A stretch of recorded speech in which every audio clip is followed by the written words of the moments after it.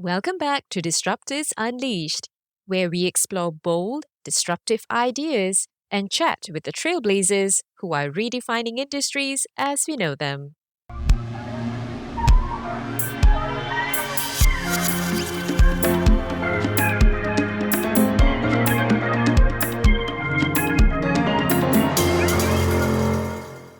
In our previous episode, we listened to 10-year-old infrastructure Virgil and Alex Dessar from Dassault Systèmes as they discussed how virtual twins can build climate-resilient cities. Today, we continue with our exciting mini-series featuring our very own infrastructures. The Dassault Systèmes infrastructures are the small but mighty engineers, builders, and designers of tomorrow who are asking the big questions like how can our infrastructure and cities change to tackle the challenges of today and tomorrow? I've got a special guest joining me today, our 9-year-old infrastructor, Victoria. She'll be speaking with Marty Doscher, one of our leading experts in the architecture, engineering, and construction industry. We invited Marty today to talk about one of the major trends reshaping these industries, modular construction. And it can help us tackle long-standing problems around skills, waste, and sustainability. The mic's all yours, Victoria. Hey, nice to meet you. I'm Victoria. What's your name? Hi, I'm Marty Doscher. I'm an industry business consultant director on the architecture, engineering, construction industry team at Dassault Systèmes. I have about 12 years experience in this role, and prior to that, I bring about 20 years of experience in the design and construction of the built environment. Sorry about the noise. My neighbors are building a new kitchen and there's a lot of mess. Is that normal? So why is a building site so messy? The construction process is generally treated like a first of a kind. So for any given construction site, a bespoke design is created. A team is coming together often for the first time, and materials are oftentimes ordered at the wrong time. There's no proper storage to keep those materials out of the elements on the job site. And there's so much moving equipment, moving materials, moving teams of people, all trying to manage the constraints of the job site, manage the travel to and from the job site, manage the impact in terms of noise, waste, flow, energy, and water to the job site.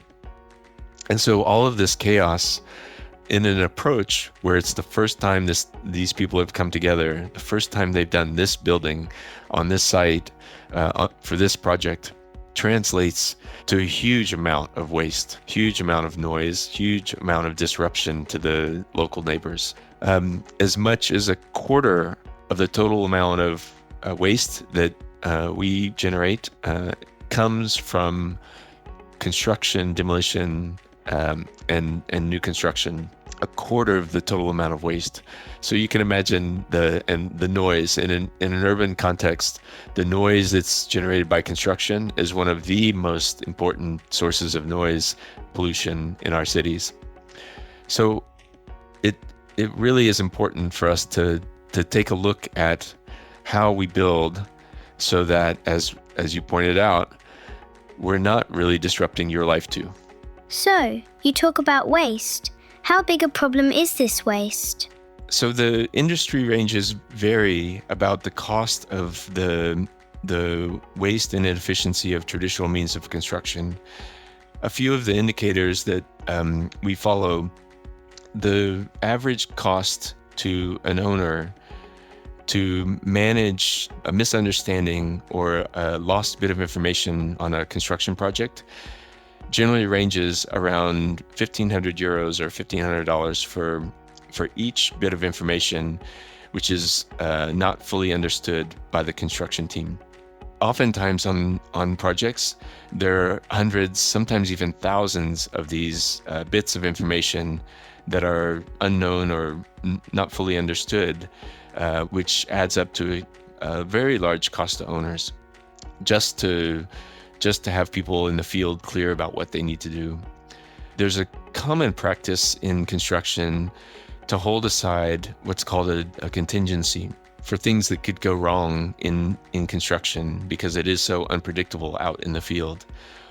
Oftentimes, that construction contingency for mistakes or for design errors or for whatever reason can run as much as 10% of the cost of construction or more.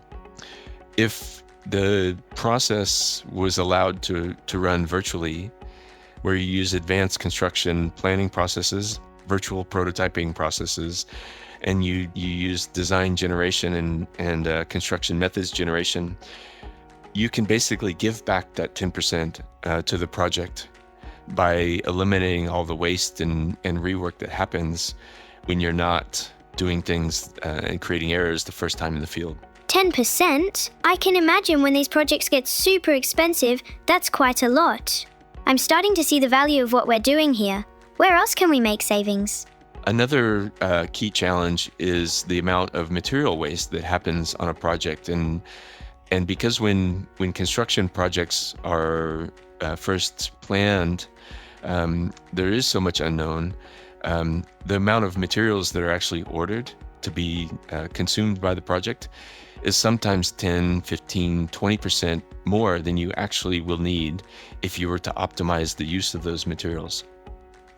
So even by better planning and better virtually prototyping the project by having a construction virtual twin, you can really dial back the amount of material that you are wasting by buying more than you really actually will need when you go to build the project. I see. So you can do everything virtually before you put it into practice in real life. I get it, but it sounds like a lot of extra steps. Why is that the best way to do things?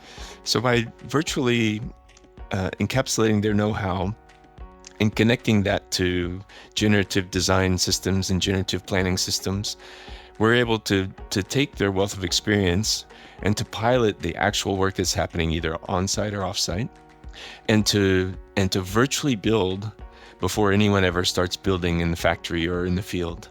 And by virtually building first, we can work out all of the challenges, optimize all of the processes, and we only have to build one time and we get it right. The challenge today is that in traditional kinds of construction, all of that noise is coming from the chaos of physically prototyping, physically building things the first time in the field without a sufficient amount of planning and practice and testing. And by running the build process virtually, we're able to eliminate all of that chaos. And so that when people get into the factory or into the field, that they've already built it virtually, they've practiced, they've optimized, and things run much more smoothly. So if we're virtualizing know-how, I assume this could help with the global skills gap as well. Well, that's right, Victoria.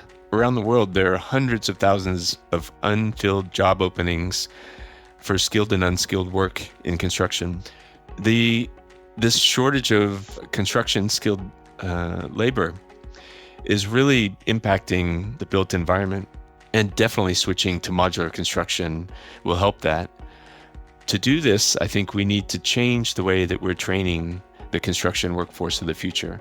Dassault Systèmes is working with some of the leaders in this change and helping to train the young designers and the young construction managers and the young tradespeople to work in a new way. Most of the rest of the sectors have already adopted digitalization, advanced technologies, online presence, and we're teaching the construction workforce of the future to work this way also. I guess that could include me. So, how are me and other future engineers going to be using these digital solutions? By adopting these digital tools, by adopting and integrating the technology, the digital technology into their physical work, and learning new ways of modeling, of simulating, of virtually prototyping, and building computationally before they build physically. We're working, for example, with Professor David Gerber at the University of Southern California to look at large global challenges related to the circular economy, related to affordability of housing, related to the challenge of urbanization, and how we can use modular construction and design for modular construction so that the next construction workforce is able to learn from things like manufacturing and digital technologies to really make an impact on the livability of the planet. That makes sense. Are there any other ways modular construction can help create a more livable future for us? And are there any new sustainable materials that could play a part in that? An exciting new material is the range of new products using mass timber. So, for example, new kinds of building structures for small and even large buildings take advantage of fast growth wood for sustainable forestry into new kinds of structural wood products that then take the place of other kinds of construction materials like steel or concrete that maybe don't have the same circular economy benefits.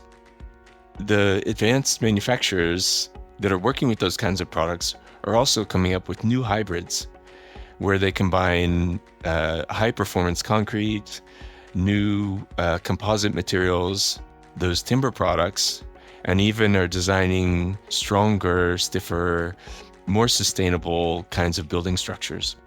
Even new facade panels that are where you can express that comfortable wood finish in a kind of multi-purpose way.